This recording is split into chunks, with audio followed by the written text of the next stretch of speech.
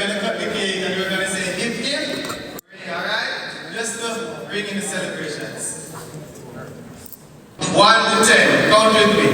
1, 2, 3, 4, 5, 6, 7, 8, 9, 10. Awesome. Hip hip.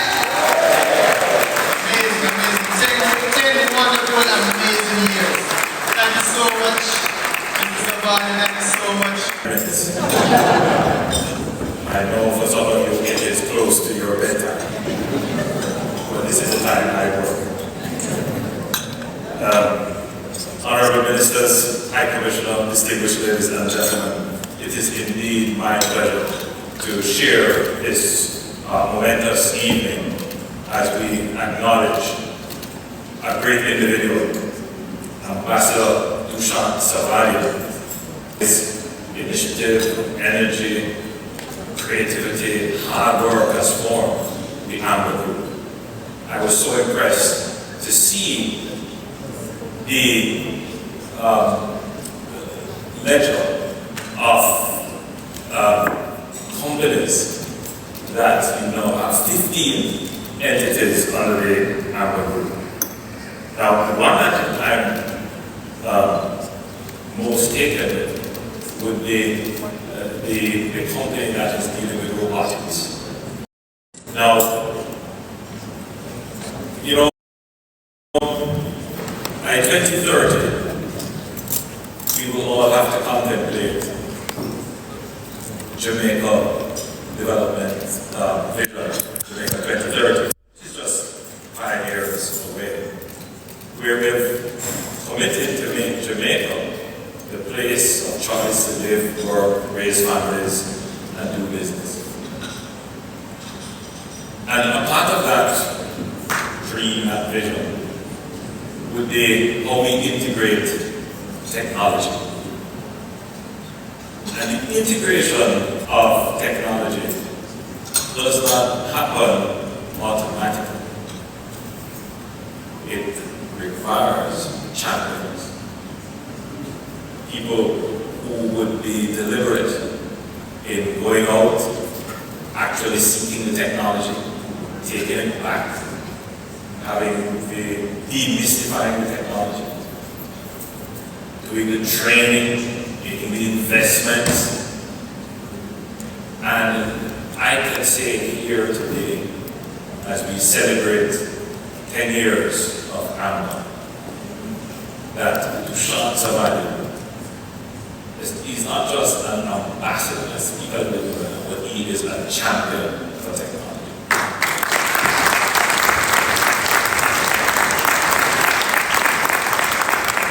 So I want to congratulate you, sir. You are Jamaica's champion for technology. Matters not that, I don't want to get into any political trouble. Matters not that you originated from India, you are Jamaican because you chose Jamaica.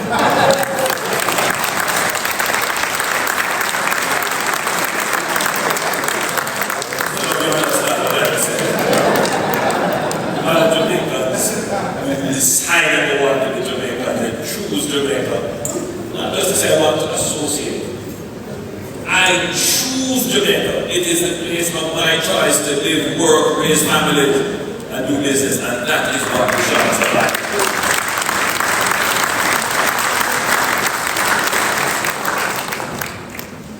And I tell you why I embrace him and celebrate his achievements. During the heights of the COVID pandemic, when we were all in fear, I believe the first flight that came in just after the first case was declared in Jamaica. We could not locate about 2 or 3 persons, and it created a huge panic in the society. And it was new to us as a government trying to build a management pandemic before. but it revealed to us the weaknesses of our system. It revealed to us the lack of connectedness, the weakness in our technology and in our systems. And we set about very quickly trying to patch that. And I recall speaking with the cabinet and we were saying, we need to connect all our systems. We need to get our immigration connected with national security, and we needed to have an app developed. And Dushyant Savadia reached out to me. I didn't find it. He reached out to me. And he said, Prime Minister, I want to help. I was very skeptical. I don't know him from, as we say in Jamaica, from Adams. Meaning from the origin of time, I don't know him. But there was a certain sense of sincerity in his voice. And I did my due diligence. I asked around, and Minister Johnson Smith knew him before in our commercial life. And we said, okay, let's take a chance. And Dushyant, well, you should tell the other side of the story. Because I'm telling your side of the story, and you can tell my side of the story. And some other. But my side of the story is that I tasked Dushyant to build the JamCOVID app. And he did it within maybe 10 days. That's the level of commitment and dedication. So he moved resources from other things he would have been doing to focus wholly and solely on giving us that.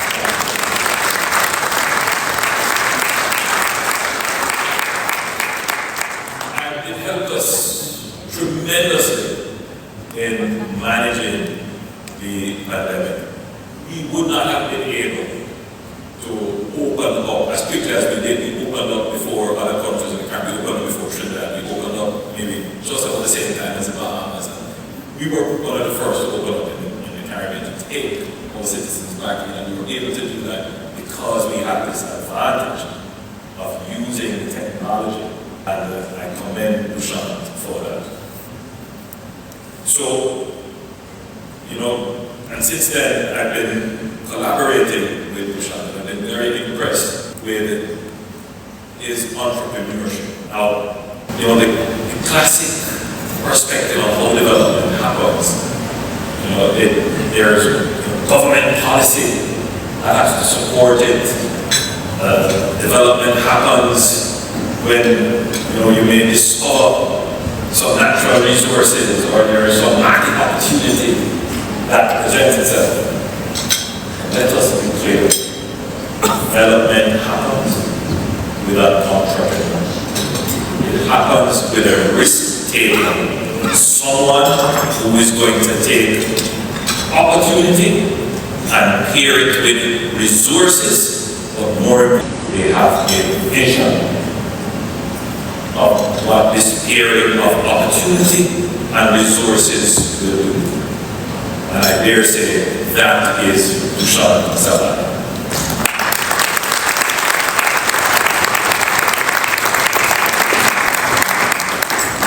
I know businesses that you would have seen him place under the umbrella. Clearly, he's always seeing opportunity and he's always pairing resources with it, and he definitely has a vision to be, I would say, in the way that I know you're thinking about it. I know you want to be a billionaire, Dushyant. And there's absolutely nothing wrong with that. But what I know your drive is to really grow a huge business that is meaningful to the people of the world, not just Jamaica, but meaningful. So it's growth that many of them are now employed, and Jamaica has a pillar of coders that are the foundation of our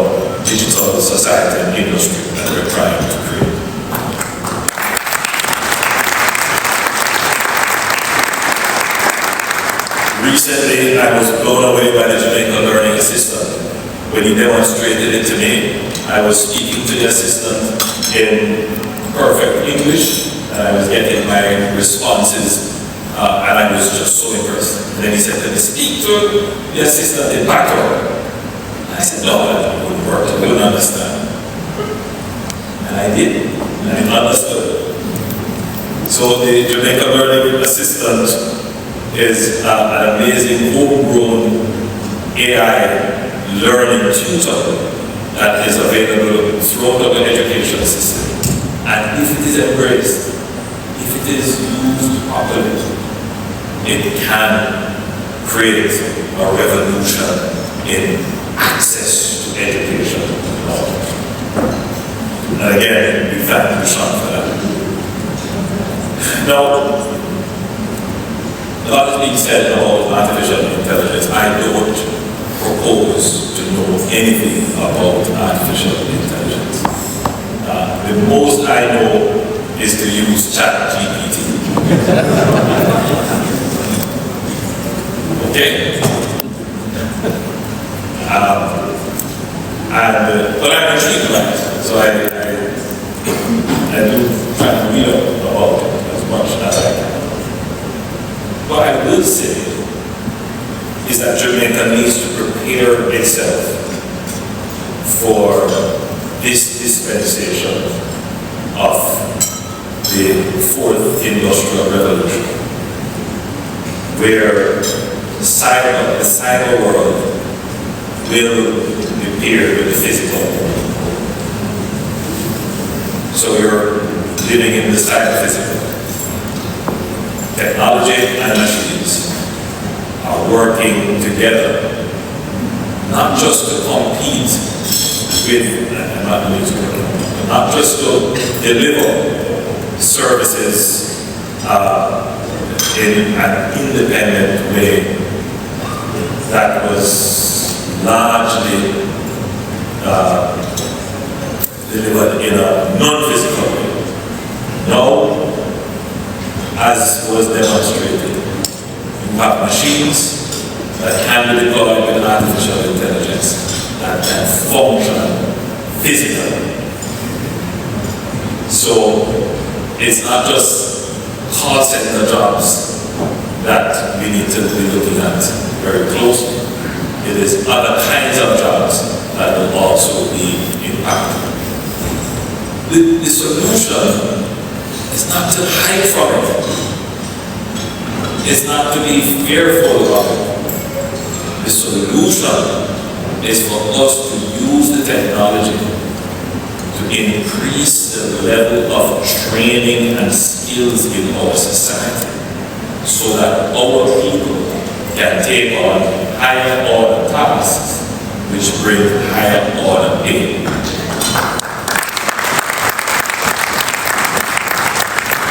Of productivity. I'm not going to preach that in 25 minutes. We have hidden away as a society from dealing with this issue of productivity. Much of it is as a result of our history of slavery and colonialism. But if we are to survive as a country that cannot rely on natural resources, we're not likely to discover oil and quantity that will give us an economic. 70% of our economy is on services. It means that if our economy is to grow, the services that we give must either expand or the quality and sophistication of the service has to for this country and for the administration and I lead is to upskill every Jamaican. Yes, we are very proud to say we have 3.3% unemployment. But that is just the base that solves step one of the problem. Step two of the problem is to increase the productivity and the level of task and undertaking that 96% employed are doing. That's the task. Upskill to more sophisticated tasks. So the level of unlearning in the society is now a challenge. Rapidly and at scale, it means that we have to have an embrace of technology. So the AI, it is actually an advantage for us if we embrace it and use it in the right way, not at the displacement of labor, but to ensure that our labor force gets training in tasks that will grow our economy. And that is indeed the strategy. So the National AI Lab, it is actually an important part of the strategy. And we need more than just to develop at UTEC. We need them right across the country, including in our primary schools, so that our children can become native to AI. So, I started to preach, forgive me. But you will see from my presentation, the strategy we have to deliver. So I'm here tonight to celebrate this great Jamaican country, because it all started here, to celebrate Dushyant, a Jamaican. He applied for a Jamaican citizenship, worked with a Jamaican. He wasn't born here, but he is a Jamaican.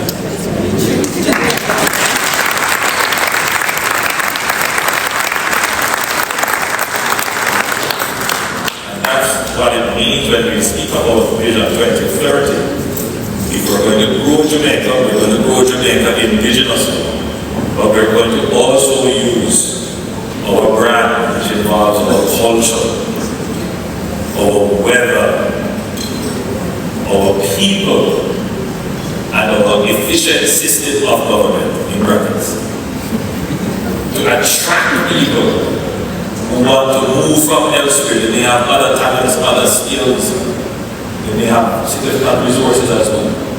But we want them to come and make Jamaica in the first place. And that is why our motto continues to be out of many people. Thank you, Dushyant.